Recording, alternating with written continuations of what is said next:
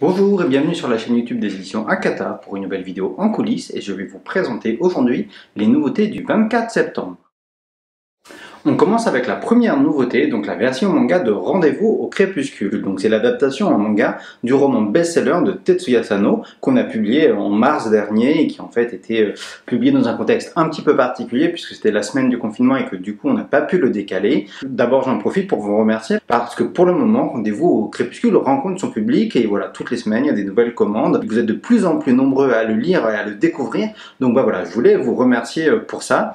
Et maintenant, je vais donc vous parler de la version manga. La première chose que vous pouvez évidemment remarquer sur ce manga, c'est le gros bandeau rouge qu'on a mis dessus pour signaler qui est le dessinateur de la version manga de Rendez-vous au crépuscule. Le dessinateur, c'est donc le même mangaka qui dessine le manga Re:Zero, qui est donc le manga disponible aux éditions Ototo. Vous l'avez sûrement vu au moment où on a annoncé qu'on allait faire la version manga aussi de Rendez-vous au crépuscule, on a signalé que c'était le dessinateur de Re:Zero, même si voilà, c'est un éditeur concurrent. Ça rejoint un petit peu ce que j'avais dit dans la vidéo sur Trait pour Trait.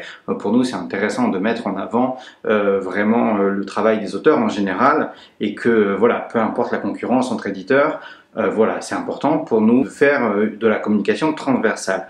Avant d'annoncer l'ouvrage et de faire cette mention-là, on avait aussi contacté les éditions Ototo pour leur demander s'ils étaient d'accord et évidemment, ils ont dit OK. Et cette fois-ci, au dos de l'ouvrage, vous pourrez retrouver de la publicité pour la version roman de Rendez-vous au crépuscule. C'est la deuxième fois aux éditions Akata qu'on fait comme ça quelque chose entre plusieurs médias. La première fois, c'était pour le manga Orange, puisqu'il y a eu une version roman qui est sortie et c'est ce qui a déclenché le fait qu'on se mette aussi à publier des romans. Et là donc c'est la deuxième fois qu'on fait entre guillemets ce qu'on appelle du cross-média avec la publication de ce manga là. C'est vrai qu'on a préféré commencer par le roman parce que le roman c'est l'œuvre d'origine et on préfère toujours mettre en avant le matériau source on va dire qui est à l'origine de la création et donc c'était le roman et on avait prévu de faire plusieurs mois après le temps de laisser la réputation à l'ouvrage de se faire, de publier le manga.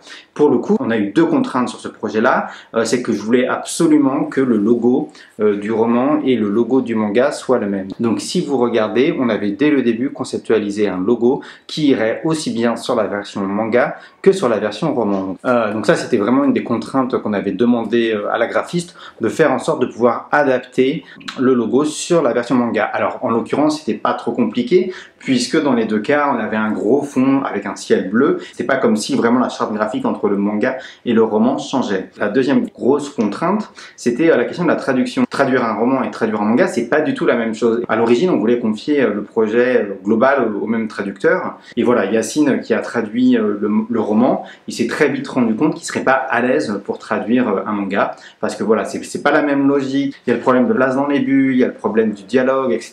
Et du coup les contraintes sont pas tout à fait les mêmes. Yacine a senti qu'il serait pas à l'aise pour faire le manga et du coup on a confié ce travail là à Aline Kukor voilà, qui traduit d'autres mangas.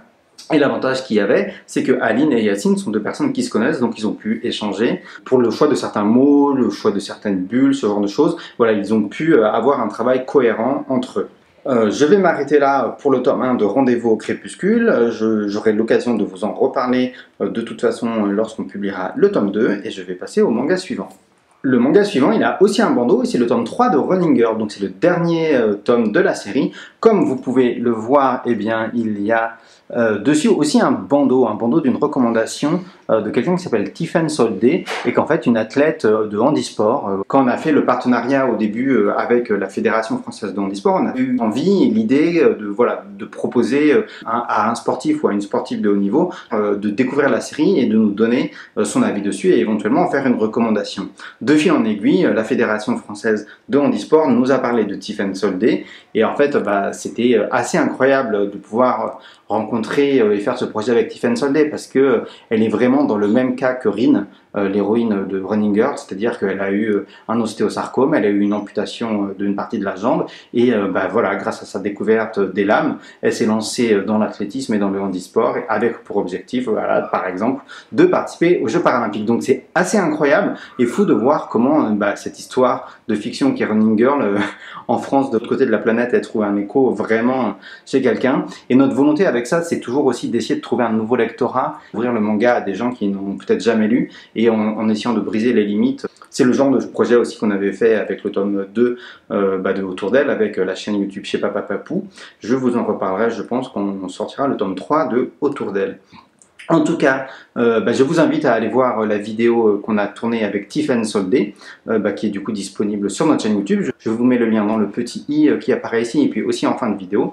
Et puis on est très content parce qu'à l'intérieur de Running Girl tome 3, vous pouvez voir la publicité pour Anne aux Fleurs Éternelles, un autre manga de Narumi Shigematsu qu'on va publier à partir du mois de novembre. Et là, pareil, on a déjà annoncé l'ouvrage, donc vous pouvez aller voir la vidéo de présentation. Troisième nouveauté de la journée, c'est le tome 2 de Our Colorful Days. Alors, je vous avais posé des questions sur YouTube par rapport à la gestion de la couleur du cercle de la tomaison. Bon, il n'y a pas eu autant de réponses que je pensais. Du coup, après mûre réflexion, on a décidé de faire comme au Japon pour la couverture, c'est-à-dire qu'on laisse le cercle en rouge pour que ça soit cohérent d'un tome à l'autre. Par contre, sur le dos des ouvrages, ici, la tomaison, en fait, on a décidé, puisque l'ouvrage parle de peinture, de partir sur les 3 couleurs primaires. Donc le premier est en rouge, le deuxième est en jaune en fait, puisque dans les gouaches on a le rouge, le jaune, et ça veut dire que le troisième tome sera en bleu, en toute logique. Sur ce tome-là, ce que je peux vous dire, en secret un peu de fabrication et tout, c'est que comme d'autres séries, comme Perfect World, c'est une série qu'on fait en prépublication numérique intégrale. À partir du tome 2, on recevait les chapitres dès le moment de la prépublication. Et du coup, quand on sort le volume relié en français, c'est la même chose que Japon. L'auteur potentiellement a envie de faire des modifications à l'intérieur de ses planches. Du coup, c'est toujours un petit peu compliqué parce qu'il faut refaire potentiellement la maquette. C'est ce qu'on fait sur Perfect World. Par exemple, sur Perfect World, les 176 pages de l'ouvrage, on change toutes les pages. On refait toutes les pages. Donc c'est beaucoup de boulot. Sur Our Colorful Day, on a demandé à l'éditeur et à Tagame s'il fallait rechanger toutes les pages ou s'il y avait seulement un certain nombre de pages qui avaient été changées. Entre la version prépubliée et la version finale, il y a environ 10 pages seulement qui ont été changées. Donc je vous laisse vous amuser à faire le jeu des 7 différences si vous avez lu la série au format numérique. Moi, c'est un truc qui m'amuse toujours de voir les micro-détails que les auteurs changent parce qu'on voit vraiment à quel point finalement ils sont très attachés à leur travail. En fait, c'est complètement logique, hein, ils passent des heures et des heures sur leur série, sur leur planche, et dans des micro-détails, ils peuvent changer une ombre qu'ils ont oubliée, un détail dans le décor, plein de petites choses. C'est aussi quelque chose qu'on a déjà constaté sur Magical Girl Site, par exemple. Du coup, moi j'aime beaucoup en tant que lecteur découvrir qu'est-ce qui change, qu'est-ce qui ne change pas, et le soin qu'ils apportent dans les micro-détails. Donc si vous avez lu la série en format numérique, n'hésitez pas à comparer. Et je vais finir avec le tome 7 de Magical Girl Holy Shit. Je pense que c'est un tome très attendu parce que c'est une série particulièrement populaire au sein de notre label What the Fuck. Alors c'est la première fois que je vous parle de ce manga-là, donc il y aurait beaucoup de choses à dire, mais je le ferai au fur et à mesure des différents tomes, et je vais commencer à parler un peu de la charte graphique. Je ne sais pas si vous avez remarqué sur cette série-là, en fait, bien sûr, quand on met tous les tomes comme ça, le logo il est blanc, mais un tome sur deux, en fait, le logo change de couleur. Sur le tome 1, il est en blanc, sur le tome 2, il est en noir, et en fait, ça s'alterne d'une fois sur l'autre. Je pense que l'auteur a eu, avant d'être mangaka, je crois qu'il a travaillé dans le milieu du graphisme, et du coup, on sent qu'il est très tatillon, mais c'est tant mieux. Sur ce genre de petits détails-là, il aime beaucoup, dans des micro-détails, vraiment travailler sa maquette. Et en fait, vraiment, il a installé de lui-même une charte graphique qu'on respecte du coup forcément en français, avec le logo qui est une fois sur deux noir ou blanc. Et c'est pas que le logo, puisque on a la même chose sur la tomaison. Vous voyez, l'écriture, elle passe du coup de la couleur du logo. Une des choses aussi qui est spécifique sur cette série-là, c'est que sur tous les tomes, en général, on s'amuse à voir si on va passer des éléments du dessin par-dessus le logo ou pas, parce que en fait c'est vrai qu'en japonais ils écrivent à la verticale, nous on écrit à la horizontale, et du coup c'est souvent placé très différemment et on risque de cacher des éléments du dessin. En japonais ils font ça d'ailleurs aussi, et très souvent ils s'amusent avec les devants derrière. D'un tome sur l'autre, c'est toujours un peu l'aventure, la question de savoir qu'est-ce qu'on va passer devant et derrière. Il y a juste sur le tome 1, où comme c'est un tome 1, on met le logo en entier pour que la série soit bien identifiée, bien lisible et bien connue. Et après, sur les tomes suivants, il y a toujours un petit truc en général. Donc vous voyez, sur le tome 2, là, c'était le nœud papillon qui passait devant le logo. Sur le tome 3, alors je sais pas si vous l'aviez remarqué, enfin j'espère que oui, c'est la fumée qui sort du nez de l'héroïne qui passait par-dessus le logo.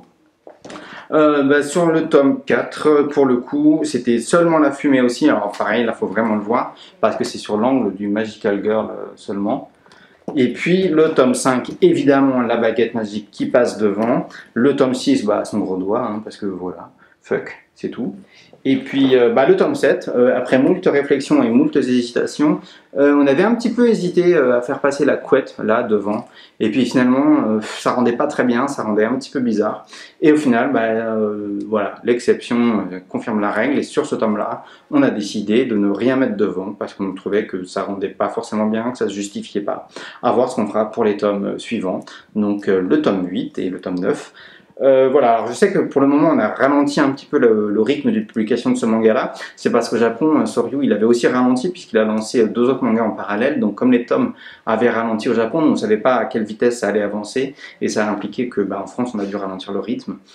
Puis il y a eu la crise sanitaire avec le Covid, etc. Donc ça a chamboulé le planning de publication de plein de choses. Donc voilà, le tome 6 est sorti en début d'année, là le tome 7 sort, je pense que les prochains tomes n'arriveront que en 2021. En tout cas, voilà, ça fait partie des séries particulièrement remarquées du label What the Fuck, donc si vous n'y avez pas encore jeté un œil, je vous y invite. Voilà, j'en ai fini avec cette vidéo de présentation des 4 nouveautés du 24 septembre, donc c'est nos dernières nouveautés du mois de septembre, puisque Back to You et Switch Me On ont été reportées d'une semaine. Voilà, pour des raisons que je vous expliquerai dans la vidéo de la semaine prochaine où je vous les présenterai tous les deux, mais j'aurai plein de choses à dire dessus et je pense que ça fait déjà beaucoup de nouveautés pour les lecteurs qui nous suivent à découvrir en librairie, donc c'est pas plus mal. Voilà, je vais m'arrêter là, j'espère que cette vidéo vous a plu, n'hésitez pas à nous dire si les livres ils vous font envie, si vous les suivez, n'hésitez pas à commenter, à partager, à laisser des pouces bleus, et je vous dis à bientôt pour d'autres vidéos sur la chaîne YouTube des éditions Akata.